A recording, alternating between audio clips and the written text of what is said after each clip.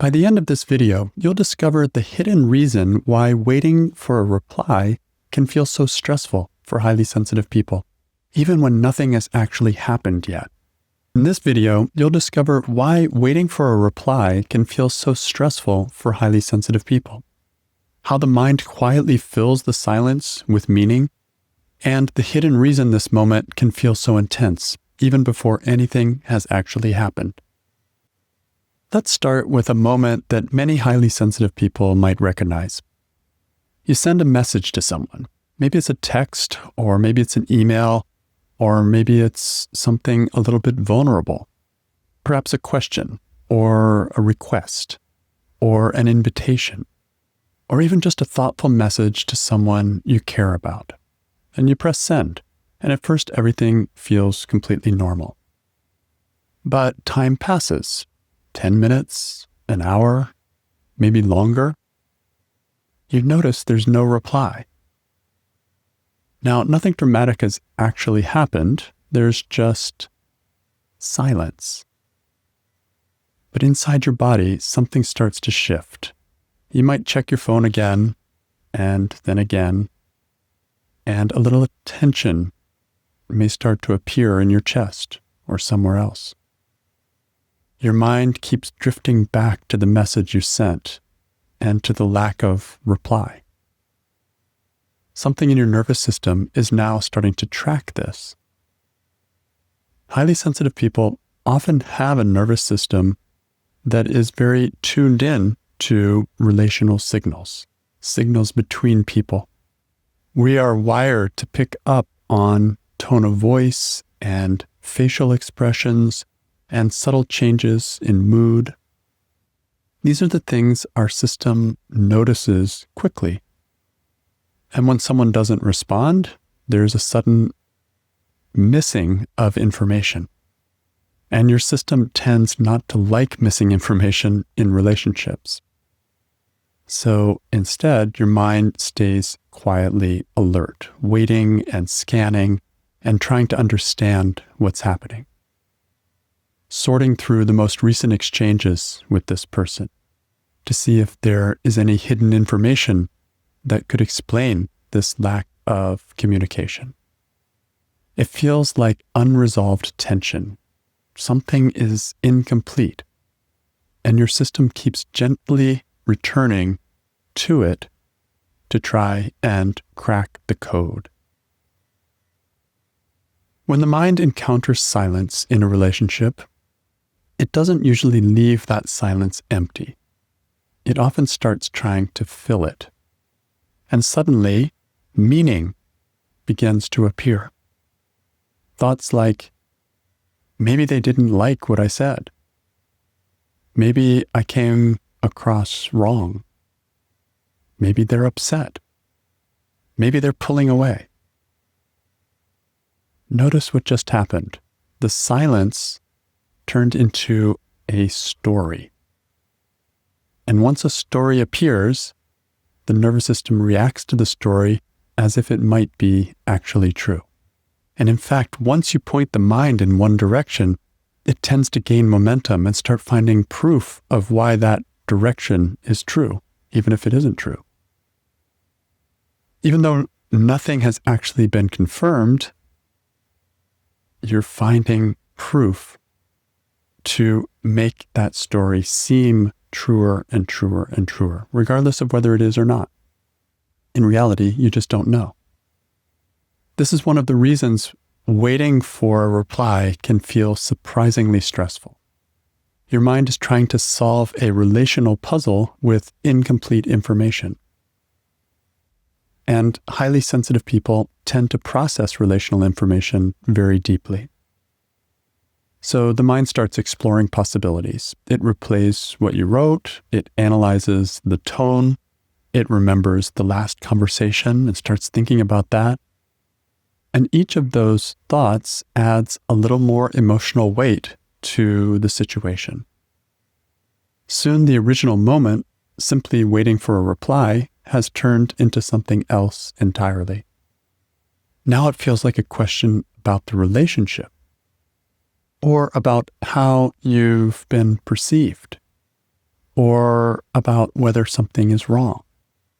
And this is where the stress begins to build, not because of the silence itself, but because of the meaning being attached to the silence. The real stress in this moment is rarely the unanswered message. It's the uncertainty. Highly sensitive nervous systems tend to process social signals very carefully. That wiring helps us notice subtle changes in relationships so that we can help maintain those relationships.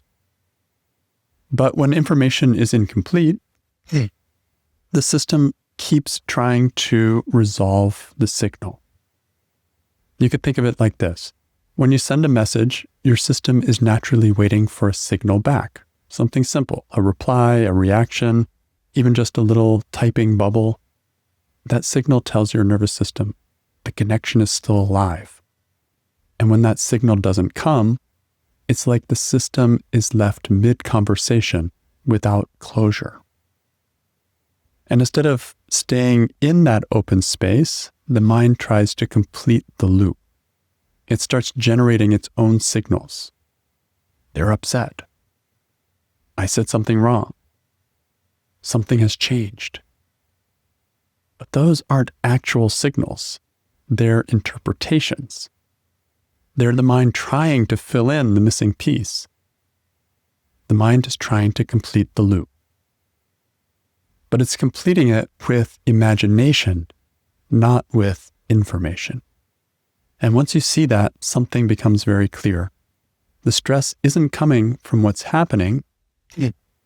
It's coming from the attempt to complete the story without enough information. And when you begin to notice that in real time, a little space starts to open up inside. Instead of automatically believing the first story that shows up, you can simply notice it. You can recognize, oh, my mind is trying to fill in the blanks.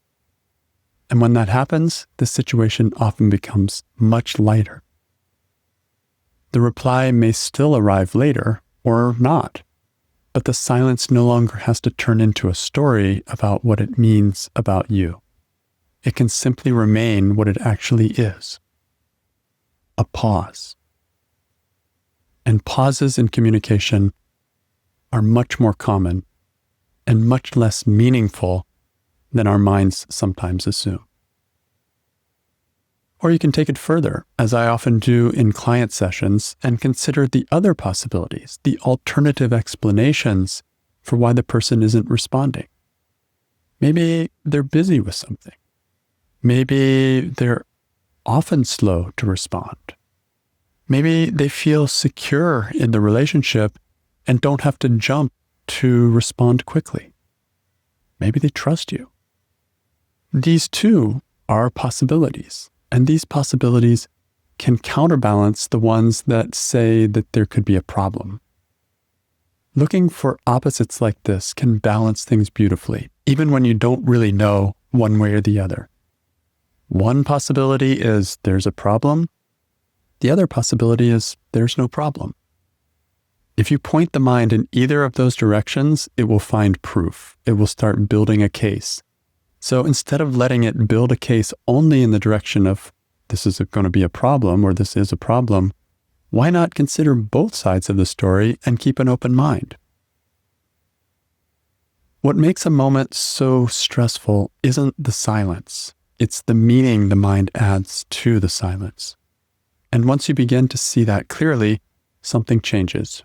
You don't have to stop caring and you don't have to stop noticing, but you can begin to recognize when your mind is trying to complete the story without enough information. And in that recognition, the pressure starts to release because the moment is no longer, what does this mean about me? It becomes, this is just a pause and my mind is trying to fill it. And when the story quiets, the waiting becomes much easier. In this video, we looked at why waiting for a reply can feel so stressful for highly sensitive people. And we saw how small doubts can grow into bigger doubts. We looked at how the mind quietly fills the silence with meaning, and what it's really trying to do is trying to complete the loop. It doesn't like not knowing, and so it starts inventing to try to give some sense of completion. And we looked at the hidden reason that this moment can feel so intense, even before anything has actually happened. And that is because we start fearing the worst case scenario and building a case around it.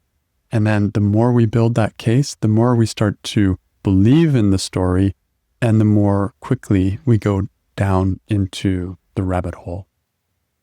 So the feeling I'm left with today is that having an active imagination, as we tend to have as HSPs, is great, as long as it doesn't start to derail your sanity.